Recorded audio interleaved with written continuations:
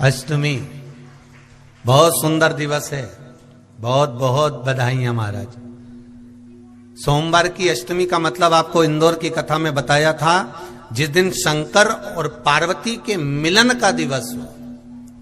और केवल एक माता पार्वती के अकेले मिलन का नहीं, 64 योगनिया तक भगवान शंकर से मिलने के लिए आती है। जिस लड़के की शादी नहीं हो रही हो, सोमवार की अष्टमी पढ़ने पर एक लाल फूल चंदन में लगाकर जहां पर अशोक सुंदरी का स्थान है, उस अशोक सुंदरी वाले स्थान पर ले जाकर अगर सोमवार की अष्टमी पढ़ने पर लड़का या लड़की जिसका विवाह नहीं होता वो चढ़ा देता है, मात्र 3 महीने में उसका विवाह पक्का हो जाता है। मात्र 3 महीने। अशोक सुंदरी का स्थान शिव। बहुत तकलीफ है और नहीं हो रहा काम, बहुत दिनों से लगे हो, नहीं हो रहा। हरा मूंग ले जाओ, मूंग के दाने तो रहते हैं घर में, केवल 31 मूंग के दाने लेकर जाइए, 31 चावल के दाने लेकर जाइए और 31 ही बेलपत्र लेकर जाइए। जिस दिन सोमवार की अष्टमी हो, कौन से दिन? सोमवार की अष्टमी हो, उस दिन शंकर जी के मंदिर में जाओ, 3 चीज लेकर जाओ, मूंग के दाने, चावल, बेलपत्र। चावल जो 31 लेकर गए हो, अपनी कामना कर कर शंकर जी की देहली पर रख दो, चौखट पर, कहीं पर भी एकांत में उसको रख दिया जाए। मूंग के जो दाने लेकर गए हो 31, वो नंदी के पास में, जो नंदी का पांव ऊंचा रहता है उस पांव के पास रख दीजिए। और जो 31 बेलपत्र लेकर गए हो, वो 31 बेलपत्र अशोक सुंदरी वाली जो जगह है, आपको पहले बताया है कथा में, अशोक सुंदरी जी का स्थान, ये शिवलिंग, ये जलाधारी जहां से पानी बहता है, उसके बीच में एक मोटी सी लाइन होती है, जो शंकर भगवान की छोटी लड़की अशोक सुंदरी का स्थान है। शिव जी के 13 बच्चे हैं, 13 बच्चे में सबसे छोटी लड़की अशोक सुंदरी यहीं पर विराजमान होती है, जहां से पानी नीचे गिरता है।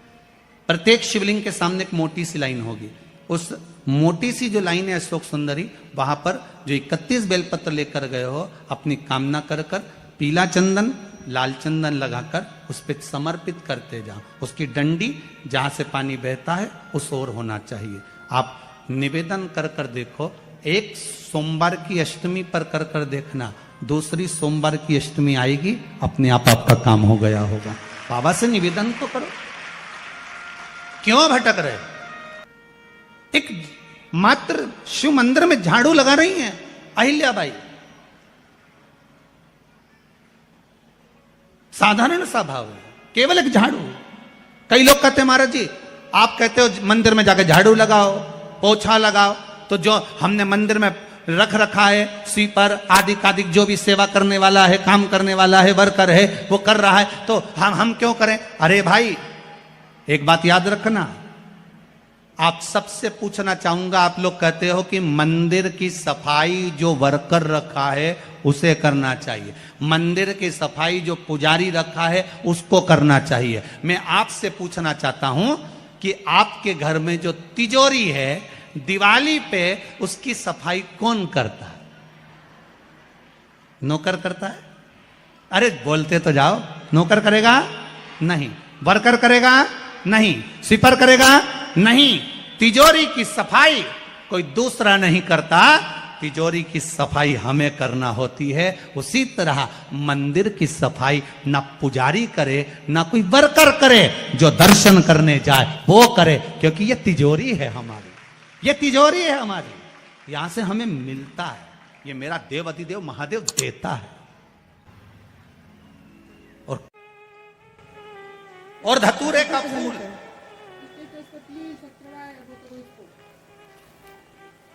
कांटे वाला धतूरा, और उसमें लगने वाला एक पुष्प। आस्था चैनल पर आप लोग देख रहे होंगे धतूरे के फूल का दर्शन। धतूरा और धतूरे का पुष्प, छोटा सा पौधा है, ज्यादा बड़ा नहीं है, कांटा लग रहा है, धतूरा लग रहा है, और उसमें भी साधारण धतूरा नहीं, जिस धतूरे के नीचे की डंडी लाल कलर की होती है, अगर वो सोमवार की अष्टमी को देव अधिदेव महादेव को समर्पित करी जाती है, तो उसके घर में कभी संपदा की कमी नहीं होती है। वो धतूरा है, साधारण नहीं है। धतूरे में भी लाल डंडी, जैसे धतूरा गोल होता है उसके नीचे एक छोटी सी डंडी, देखा है आप लोगों ने? अरे देखी कि नहीं देखी बोलो? धतूरा देखा है ना? धतूरे के अंदर एक नीचे छोटी सी डंडी होती है, जब तोड़ोगे तो वो डंडी का कलर अगर लाल है, वो डंडी का कलर अगर लाल है, और कभी हम तो कहेंगे जैसे बड़ी बीमारी जिसको हो जाती है, लीवर, किडनी, कैंसर आदि बड़ी बीमारियों से जो जूझ रहा होता है, प्रयास करो, प्रयास महामृत्युंजय का जाप कर कर, महामृत्युंजय का स्मरण कर कर, एक लाल डंडी का धतूरा प्रयास करना, एक धतूरा मिल जाए या 5 धतूरे मिल जाए किसी भी एकांतेश्वर महादेव पर, जो शिव मंदिर एकांत में हो, जहां कोई जाता आता नहीं हो। वैसे तो अब बहुत मुश्किल है कि ऐसा मंदिर मिल जाए जहां कोई जाता आता नहीं हो, पहले की बात दूसरी है, अब बात दूसरी है। फिर भी कहीं आप रोड पे से निकल रहे हो, एकांतेश्वर महादेव अगर आपका दिख जाए, बहुत बीमारियों से ग्रसित हो, तो भी महामृत्युंजय जाप का स्मरण कर कर या किसी विद्वत ब्राह्मण जन से महामृत्युंजय मंत्र का जाप कराकर, या भगवान शिव के मंत्र का जाप स्वयं कर कर, वो भी ना बने तो पंचाक्षर मंत्र नमः शिवाय, षडाक्षर मंत्र ओम नमः शिवाय, या श्री शिवाय नमस्तुभ्यम जप कर वो लाल डंडी का धतूरा 5 एकांतेश्वर महादेव को आप समर्पित कर सकते। रोग थम जाएगा, जो दवाई खाओगे वो शरीर को लगना प्रारंभ हो जाएगी और आप स्वस्थ होना प्रारंभ हो जाएंगे।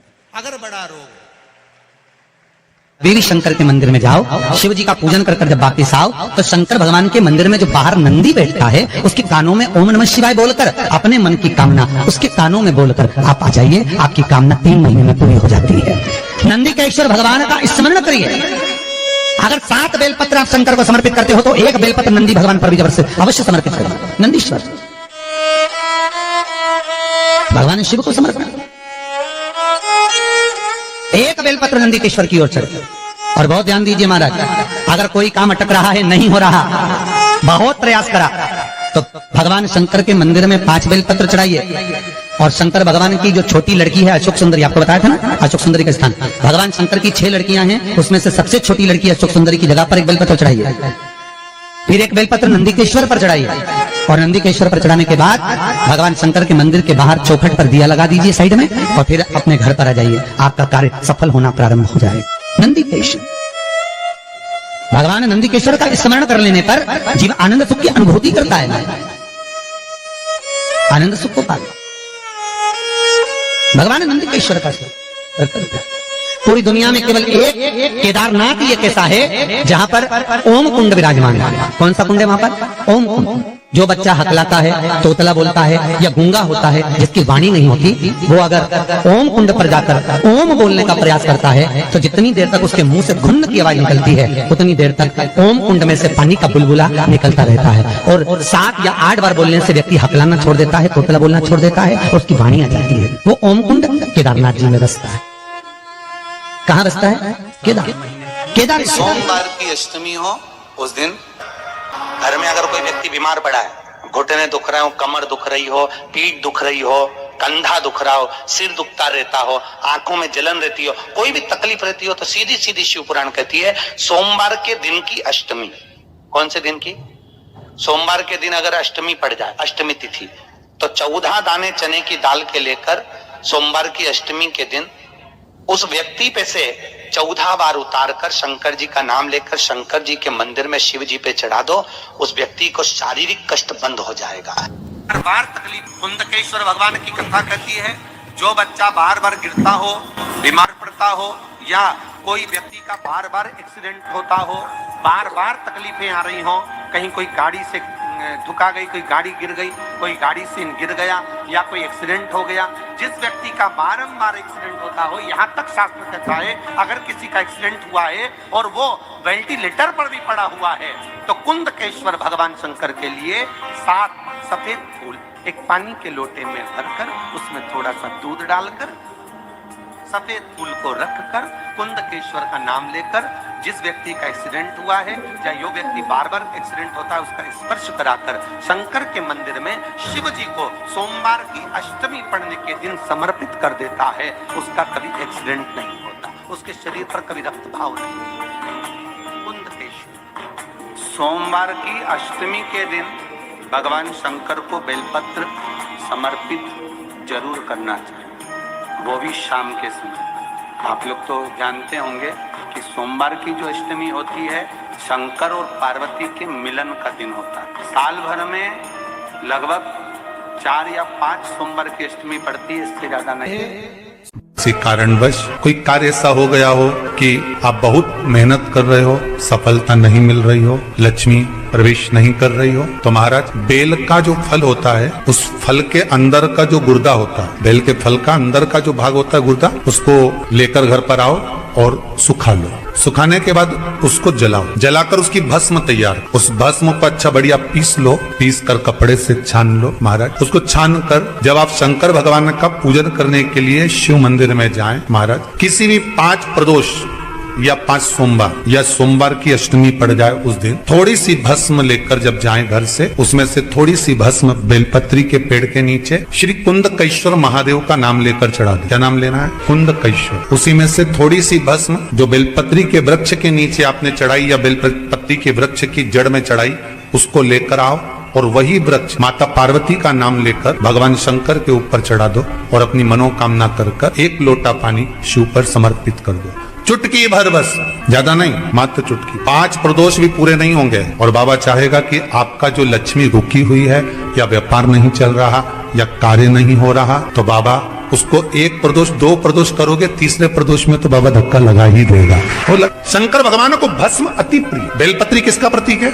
माता पार्वती। जब मां जगत जननी जगदम्बा नवरात्र में दर्शन किया होगा, माता का जहाँ यज्ञ होता है, सप्तसती से यज्ञ हो चाहे मां अम्बे जगदम्बा का जो यज्ञ होता है, उसमें बेले के फल की भी आहुति लगती है। उस भस्म की बड़ी प्रबलता। बेल का जो गुर्दा होता है, उस गुर्दे की जो भस्म तैयार कर जाती है, उसका बड़ा महत्व, बड़ा। हम तो यहाँ तक कहेंगे देसी गाय का घी हो। कौन सी गाय का? देसी हो, जर्सी नहीं, देसी गाय का घी हो। देसी गाय के दूध से जो घृत का निर्माण हो वो घी हो, और बेले का जो फल का गुर्दा जलाओ, उसकी भस्म अगर आपने बेलपत्री के पेड़ के नीचे ही बनाई हो, मान लो, उस भस्म को पीस ले, पीस कर उसको काजल जैसा तैयार करके डब्बी में रख ले महाराज। शिव जी पे चढ़ी हुई भस्म को पहले वो पीस के शंकर जी पे चढ़ाओ, फिर उसको लेकर आकर उसमें गाय का, देसी गाय का, उसमें घी मिलाकर काजल जैसा तैयार कर मस्तक पर मात्र या कलेजे पर उसकी 1 बिंदी ही रखकर आप अपने कार्य के लिए अगर निकल गए तो ये पक्का है कि वो कार्य होगा ही, सफल होकर ही मानेगा। ज्यादा से ज्यादा 5 दिन उसके पास जाना पड़ेगा, 6 दिन जाना पड़ेगा, पर कार्य सफल होगा ही, उसको करना ही पड़े, क्योंकि वो केवल बेल की कालोच नहीं गई है, वो स्वयं काल का तुम्हारे साथ गई, स्वयं पार्वती मां तुम्हारे साथ। भस्म शिव जी को प्रिय, उस भस्म का प्रयोग बड़ा। जब भभूत में है खजाना कुबेर।